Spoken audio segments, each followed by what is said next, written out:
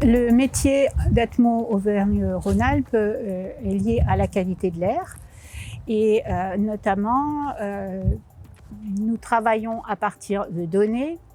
On essaie de récupérer toutes les données possibles, l'amélioration de la connaissance, de fabriquer des outils pour mettre à disposition des élus, des autorités, dont l'État et également le grand public pour résoudre les problèmes liés à la qualité de l'air.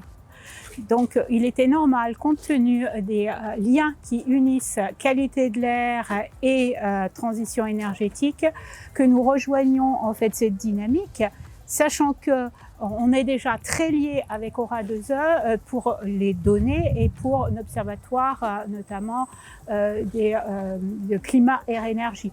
Donc c'était tout naturel qu'on rejoigne ces dynamiques dès le départ de cette aventure.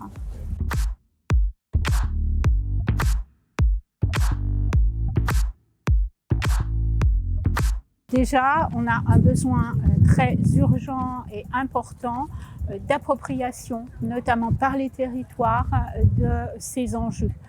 Et donc, Terristory va contribuer à cette appropriation parce que c'est un outil qui permet de jouer d'une certaine manière avec toutes les données qu'on a accumulées et donc d'essayer d'entrevoir des solutions qui sont réellement adaptées au territoire et qui ne sont pas plaquées.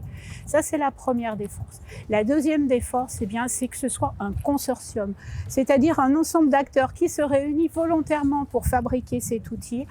Et c'est bien à l'image du travail qu'on a à faire au niveau des territoires avec l'ensemble des acteurs. Il faut être ensemble si on veut arriver à bout de notre problème de climat et tout ce qui concerne l'adaptation au changement climatique.